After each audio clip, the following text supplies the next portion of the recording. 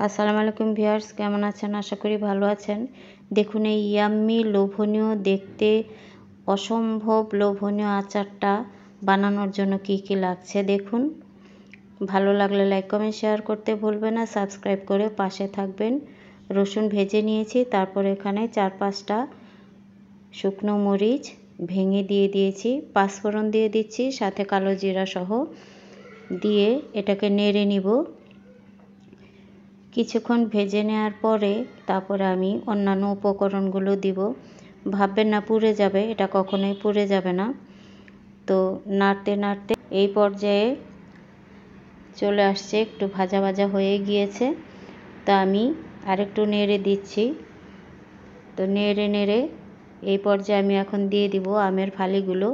এই আমের ফালিগুলো 2 ঘন্টা রোদে শুকিয়েছি, খুব বেশি শুকায়নি, জাস্ট পানিটা টেনে এসেছে, নিয়ে আসছি। প্রয়োজনীয় লবণ দিয়ে দিলাম। আর এই অথেন্টিক আচারটা খেতে যে কত মজা না বানিয়ে খেলে বুঝ। আমি আমার নিয়মে বানিয়ে নিয়েছি।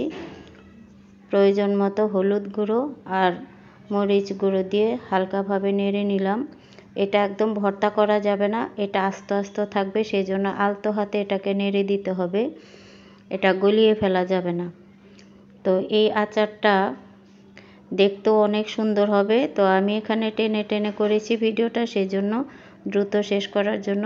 তো যাই হোক, এটা নাড়তে নাড়তে যখন এক পর্যায়ে একদম সেদ্ধ হয়ে যাবে, সেই পর্যায়ে আপনারা তুলবেন। তো আমি নাড়াচাড়া করার পরে এখানে গুঁড়ো মশলা দিয়ে দিলাম, পাঁচফোড়ন, ধনিয়া আর হচ্ছে গিয়ে সরিষা, সাদা সরিষা, এগুলো সবগুলো টেলে নিয়ে আমি গুঁড়ো করে নিয়েছি, এগুলো দিয়ে দিয়েছি। এখন এগুলো আলতো হাতে আবারও মিশিয়ে নেব আমের সাথে। সামান্য ভিনেগার দিয়ে দিলাম প্রিজারভেটিভ হিসাবে, এটা দিলে আচারটা নষ্ট হবে না, সারা বছর রেখে খেতে পারবেন। তাছাড়া এত মজার আচারটা সারা বছর রেখে খাওয়া হয় না, সাথে সাথেই খাওয়া হয়ে যায়। আপনারা দেখলেই বুঝবেন শেষ পর্যন্ত এটা বানাতে বানাতে। তো আমি খেজুরের গুড় দিয়ে দিলাম, খেজুরের গুড়টা গলে যাবে আর এটা গলতে অনেকক্ষণ লাগবে, সেই জন্য আমি এটা এখানে হয়ে যাবার পরে তেল থেকে ছেঁকে নিয়ে আমি ফ্রাই প্যানে শেষে দিয়ে দিব।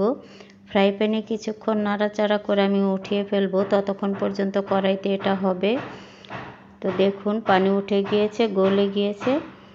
তো আস্তে আস্তে হয়ে গিয়েছে সব কিছু। ফ্রাই প্যানে দিয়ে দিয়েছি তেলটা ছাড়িয়ে, গরম মশলা দিয়ে দিলাম আস্ত, এলাচ আর দারচিনি। তো আমি কিছুক্ষণ নেড়ে উঠিয়ে ফেলবো।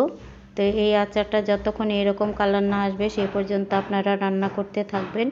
এটা খুবই মজা, আবারও বলছি খুবই মজা। একটিবার হলেও আপনারা বাসায় ট্রাই করবেন আচারটা খাওয়ার জন্য। ভালো থাকবেন ভিউয়ার্স, আল্লাহ হাফেজ।